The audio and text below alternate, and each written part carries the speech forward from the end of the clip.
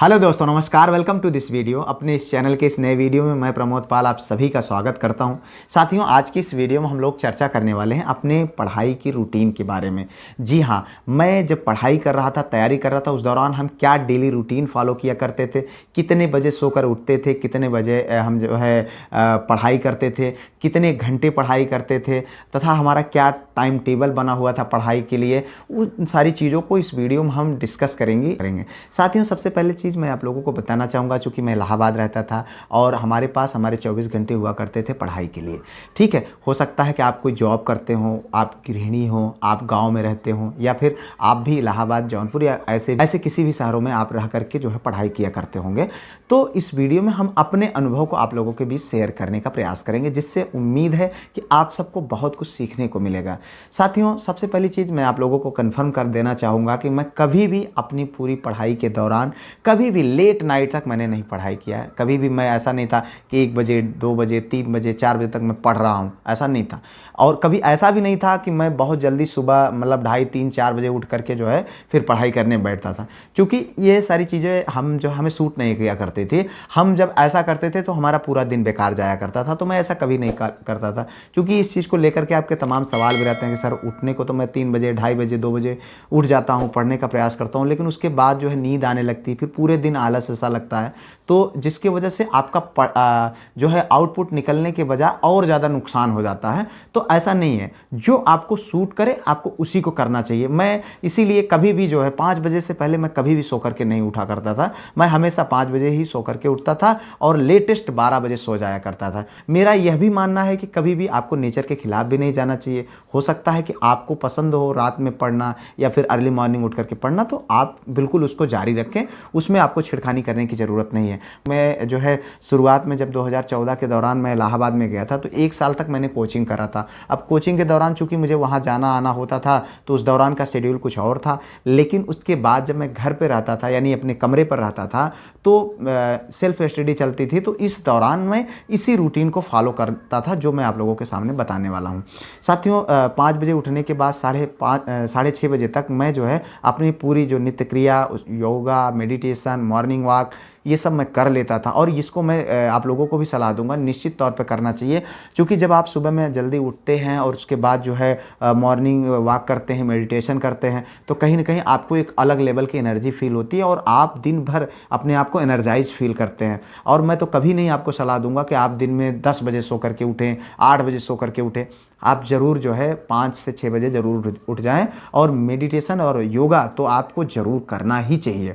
अब उसके बाद मैं जो है लगभग 6:30 बजे से 11:30 बजे के 5 घंटे का ये मेरा स्लॉट होता था पढ़ने का। इस दौरान मैं कोशिश करता था कि अपनी पढ़ाई के 4 घंटे मैं ज़रूर निकाल लूँ, और इस 4 घंटे के दौरान मैं जो है बीच बीच में ब्रेक लेता था 10-10, 15-15 मिनट का, और इस दौरान मैं नाश्ता भी करता था। और नाश्ते में मैं आप लोगों को ये बताना चाहूँगा कि मित्र, मैं हमेशा आप लोगों को सलाह दूंगा कि आप जो है हल्का नाश्ता लें। सुबह में उठ करके किसी डाइट ना लें जिससे आपको आलस्य आए या नींद लगे। तो मैं जो है ज़्यादातर ओट्स खाया करता था। मैं मॉर्निंग का मेरा यही जो है नाश्ता होता था। मैं ओट्स खाता था, बादाम जो है भिगा हुआ खाता था, या फिर कभी कभार जो उगा हुआ चना भी प्रेफर कर लेता था। लेकिन कभी कभी मैं चाय भी पी लेता था। लेकिन इसके अलावा मैं कभी भी ऐसा नहीं किया हूँ कि सुबह में उठ करके कोई गरिष्ठ भोजन या इस तरीके की गरिष्ठ नाश्ता, जो हैवी नाश्ता कभी करने का प्रयास मैं नहीं किया करता था। तो लगभग 11:30 बजे तक मैं 5 घंटों के बीच में लगभग 4 घंटे में अपने पढ़ाई का टाइम निकाल लेता था।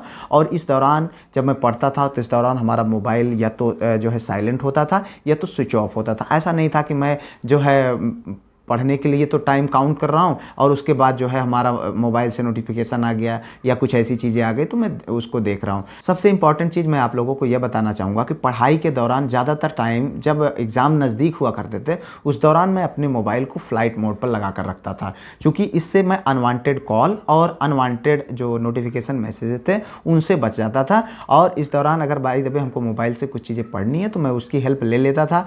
कभी कभी तो ऐसा होता था कि 4-4, 5-5 महीने तक लगातार लगातार हमारा नंबर स्विच ऑफ जाया करता था जब एग्ज़ाम नज़दीक आता था, तो उस दौरान था। बाकी जब एग्ज़ाम नहीं हुआ करते, एग्ज़ाम पास नहीं हुआ करते थे, तो बिल्कुल मोबाइल जो है ऑन रहता था और साइलेंट रहता था, चूँकि जिससे कि हमारी पढ़ाई को डिस्टर्ब ना करे।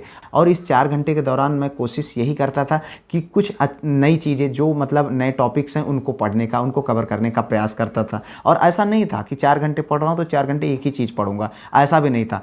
अगर मेरा माइंड मतलब अच्छा फील कर रहा है, मैं अपने आप को रिलैक्स महसूस कर रहा हूँ और मैं चीज़ों को तेज़ी से शार्पली जो है लर्न कर रहा हूँ, तो मैं उस दौरान फिर जो चीज़ें मुझे कंफर्टेबल फील होती थी मैं उसको जो है करता था। यानी अगर मैं कोई जो ड्रामा पढ़ रहा हूँ या कोई मैं ग्रामर पढ़ रहा हूँ या मैं कोई जो है वोकैब तैयार कर रहा हूँ, तो जो मैं तैयार कर रहा होता हूँ अगर उसमें हमको मज़ा आ रहा है तो मैं पूरे 4 घंटे वहीं करता था। ऐसा नहीं था कि 2 घंटे इसको कर लो, 2 घंटे ऐसा कर लो, ऐसा कुछ भी कभी नहीं, मेरा कोई रूटीन इस तरीके का नहीं रहा करता था।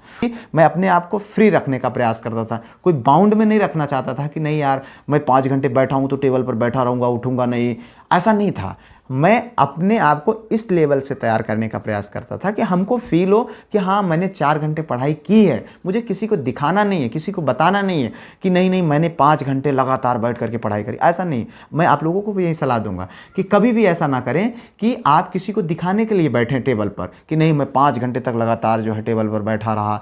आप इस चीज़ को जान लीजिए, आपको बीच में ब्रेक लेना बहुत ज़रूरी है। आप 2 मिनट, 10 मिनट, 5 मिनट का ब्रेक लें, उस दौरान रिलैक्स हो जाएं, कुछ खाएं पिएं या नाश्ता लें हल्का फुल्का थोड़ा बहुत, और उसके बाद पानी पिएं। अब पानी की आपके टेबल पर पानी की बोतल तो बहुत ज़रूरी है, आपको मतलब सिप सिप कर करके पानी पीना चाहिए, ये सब चीज़ें बहुत ज़्यादा ज़रूरी हैं। ऐसा मैं किया करता था। उसके बाद 11:30 बजे उठने के बाद मैं जो है फिर लगभग 3:30 बजे तक जो है, अब इस दौरान मैं खाना बनाना, खाना खाना, उसके बाद 2 घंटे कम से कम मैं सोता था। इस दौरान दोपहर के दौरान 2 घंटे बढ़िया नींद लेता था। और उसके बाद ज़्यादातर लड़के, लगभग 90% जो है इलाहाबाद में रहने वाले लड़के दोपहर को सो ही जाते हैं।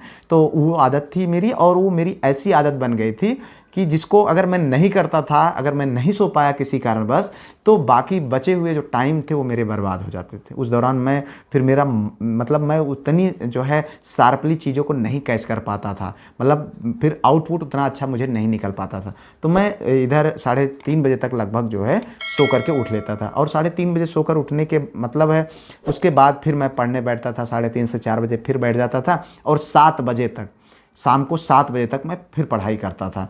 अब समझ लीजिए कि 3:30 से 7:30 के बीच 3:30 से 7 के बीच में 3.5 घंटे होते। इस दौरान मेरा यही फोकस होता था कि मैं कम से कम 3 घंटे फिर पढ़ाई करूं, और ये मेरे पढ़ाई का सबसे पीक और सबसे महत्वपूर्ण टाइम हुआ करता था। इस दौरान मैं जो चीज़ें लर्न करता था वो हमारी मेमोरी में परमानेंटली फीड होती थी, क्योंकि मैं इस दौरान सो करके उठा होता था, और इस दौरान चूँकि मैं खा करके सोया होता था तो एनर्जी भी रहती थी।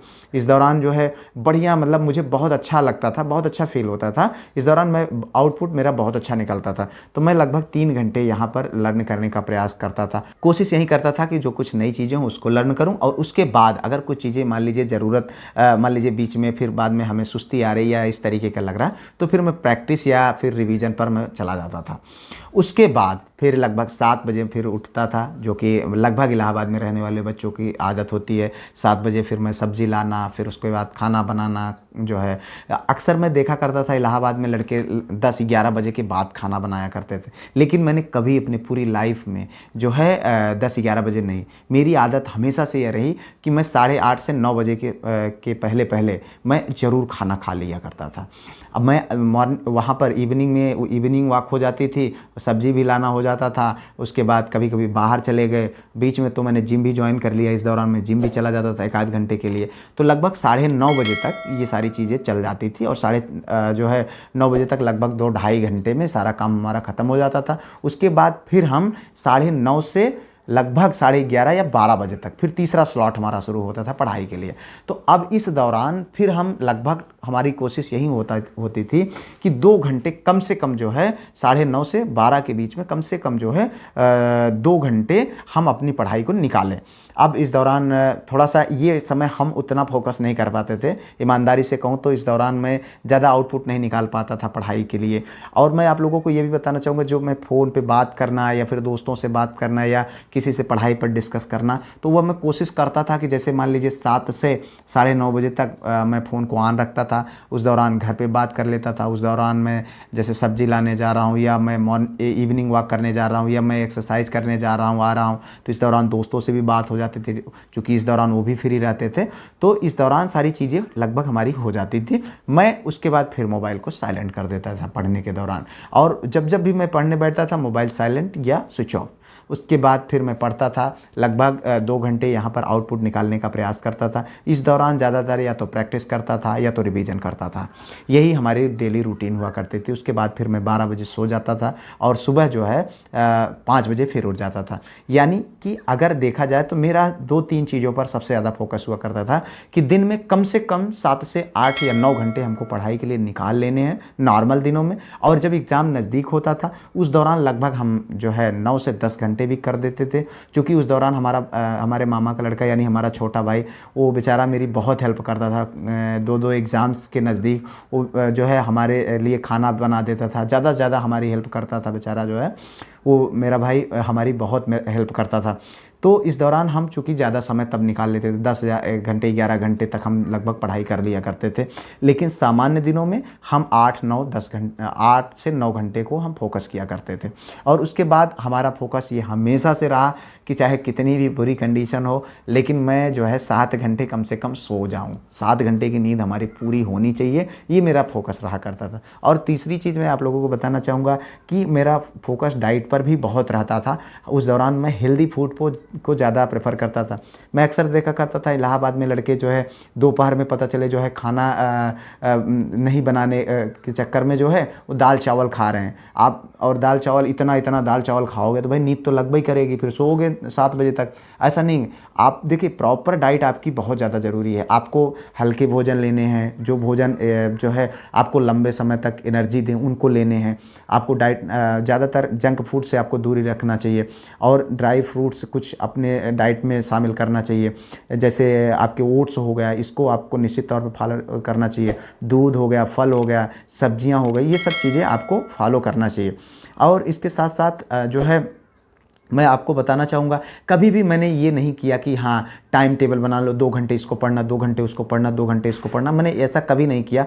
मेरा हमेशा से यही मानना था कि जिस टाइम आप जिस सब्जेक्ट में कंफर्टेबल महसूस करें या जिस समय आपको जितना मज़ा आ रहा है उसको आपको पढ़ना चाहिए। आपको कभी समय के अनुसार नहीं बल्कि अपने अनुसार समय को पढ़ाई करनी चाहिए। आप कभी ऐसा नहीं है कि जब आपका मन पढ़ने में खूब लगा हो, नहीं टेस्ट का टाइम हो गया मैं टेस्ट दूंगा, ऐसा कभी मैंने नहीं किया। और मैं आपको यही सलाह दूंगा, कभी आपको भी ऐसा नहीं करना चाहिए। फिलहाल यही सब रूटीन हम फॉलो किया करते थे और कभी भी मैंने कोई टाइम टेबल नहीं बनाया। हालांकि बनाता था टाइम टेबल बनाने के कि 2 घंटे ऐसे करूँगा, 2 घंटे वैसे करूँगा, ये करूँगा वो करूँगा, हालांकि वो फॉलो कभी नहीं हो पाता था करने के बावजूद, क्योंकि वो कोई नहीं कर पाता, लगभग ज़्यादातर बच्चे कर नहीं पाते हैं।